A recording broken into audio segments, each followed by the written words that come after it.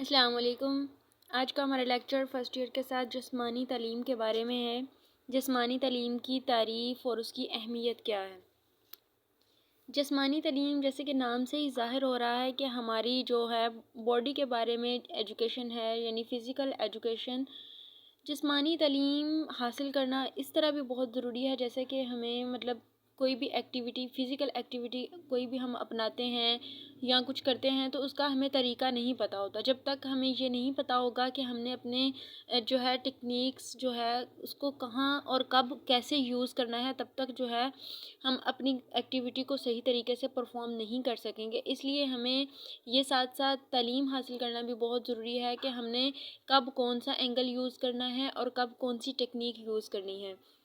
مختلف مصنفین نے اس کی مختلف ڈیفینیشنز دی ہیں، جیسے چارلس بچر جو ہے اس نے کہا ہے کہ جسمانی تعلیم مکمل تعلیمی عمل کا جزء کامل ہے، یعنی جسمانی تعلیم میں مکمل تعلیم آ جاتی ہے اور یہ وہ میدان عمل ہے جس کا دائرہ کار ان خاص سرگرمیوں کے ذریعے جو اس مقصد کے لیے منتخب کی گئی ہیں، اور وہ کون سی ہیں؟ جذباتی اور سماجی اور جسمانی طور پر صحت مند شہری بنانے میں ممدو معاون ثابت ہوں، یعنی وہ جذباتی طور پر بھی اچھا ہو، یعنی ذہنی طور پر کوئی بھی جب ہم فزیکل ایکٹیویٹی اپناتے ہیں ہماری ساری ٹینشنز جو ہے وہ ریلیز ہو جاتی ہیں۔ کوئی بھی ہمیں پریشانی ہے یا کسی معاملے میں ہم جو ہے وہ کنٹرول نہیں کر پا رہے، لیکن جیسے ہی ہم گراؤنڈ میں اترتے ہیں تو ہم اس پریشانی کو بھول کے اپنی پورا کا پورا گیم پر فوکس کرتے ہیں کہ ہم نے اپنے اوپوننٹ کو کس طرح ہرانا ہے، کیسے ڈیفیٹ کرنا ہے، تو اس وجہ سے وہ اس پریشانی کو بھول جاتا ہے۔ تو اس طرح اس کے اندر قوت برداشت آ جاتی ہے، وہ بڑی سے بڑی پریشانی کو بھی ہینڈل کر سکتا ہے۔ اور سماجی وہ معاشرتی لحاظ سے اپنے معاشرے میں آس پاس کے لوگوں کے ساتھ اس کا رویہ بہتر ہو جاتا ہے، کیونکہ جب وہ ایک ٹیم میں ورک کرتا ہے، ٹیم کے ساتھ وہ کھیلتا ہے تو وہ ہر طرح کے معاملات، ایک دوسرے کی ہر اچھی بری عادت کو برداشت کرنے کے قابل ہو جاتا ہے اور جسمانی طور پر صحت مند رہتا ہے، یعنی جب جیسے وہ ایکٹیویٹیز کو اپناتا ہے اس کے باڈی کے جو تمام نظام ہیں وہ بہتر طریقے سے کام کرنے لگتے ہیں، کھانا جلد ہضم ہو جاتا ہے، اور جو کوئی بھی اس کی جو ہے فیٹ جو اگر اس کی باڈی پہ زیادہ ہے تو وہ ریڈیوس ہو جاتا ہے، اس طرح اس کا ایک بیوٹیفل پوسچر بن جاتا ہے۔ اس کے بعد ہے جیبی ناش، اس نے کہا ہے کہ جسمانی تعلیم علم کا وہ حصہ ہے جو بڑے عضلات کی حرکات اور ان سے متعلقہ رد عمل سے وابستہ ہے۔ بڑے عضلات کی حرکات، عضلات بولتے ہیں جو ہماری باڈی میں جتنے بھی مسلز ہیں، یعنی جو گوشت والے حصے ہیں، ٹھیک ہے، ان کی حرکات اور ان سے متعلقہ رد عمل سے وابستہ ہے۔ رد عمل وہ ہے جو ہم کسی ایکٹیویٹی کو اپناتے ہیں، جو اس پر ورک کرتے ہیں۔ جسمانی تعلیم تعلیم کا وہ حصہ ہے جس کا مقصد جسمانی سرگرمیوں کے ذریعے انسان کی مکمل نشو و نما کرنا ہے، ٹھیک ہے، یعنی جسمانی ایکٹیویٹی کو اپنا کر اس کی جو ہے مکمل جسم کی پورے کی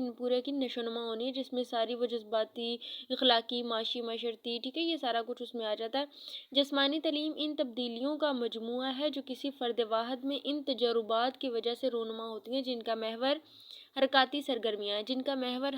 سرگرمیاں سے مراد ہے کہ کوئی بھی حرکت دے کر اپنی باڈی کو ہم جو سرگرمی کرتے ہیں اس کی وجہ سے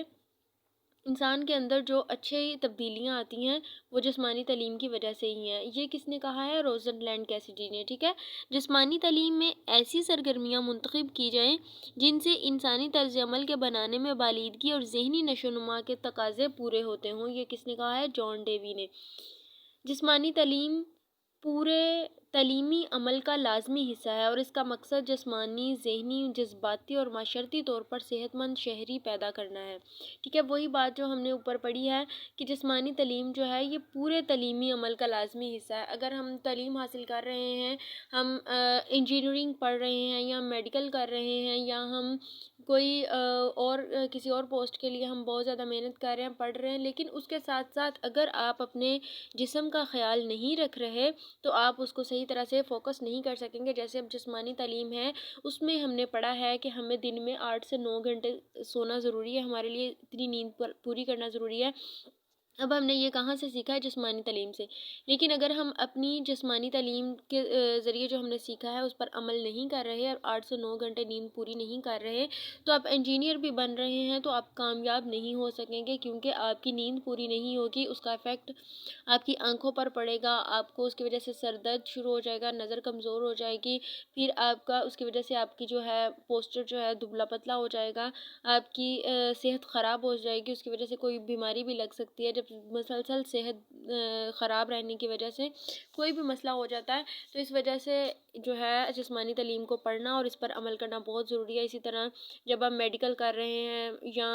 ہم لوگ کوئی اور ایسی اسٹڈی کر رہے ہیں جو ہماری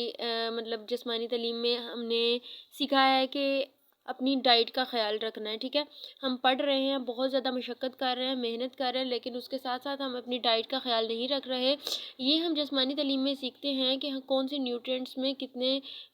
کاربوہائیڈریٹس پائے جاتے ہیں، کتنے ان میں وٹامن ہیں، کتنی پروٹین ہے، کب ہم نے کون سی خوراک لینی ہے، جب ہم کھیل کے میدان میں جا رہے ہیں تو ہم نے کون سی خوراک لینی ہے، جب ہم سیڈنٹری لائف سٹائل میں جا رہے ہیں تو ہم نے کون سی خوراک لینی ہے۔ یہ سارا کچھ ہم جسمانی تعلیم کو پڑھنے سے ہی سیکھتے ہیں۔ اللہ حافظ۔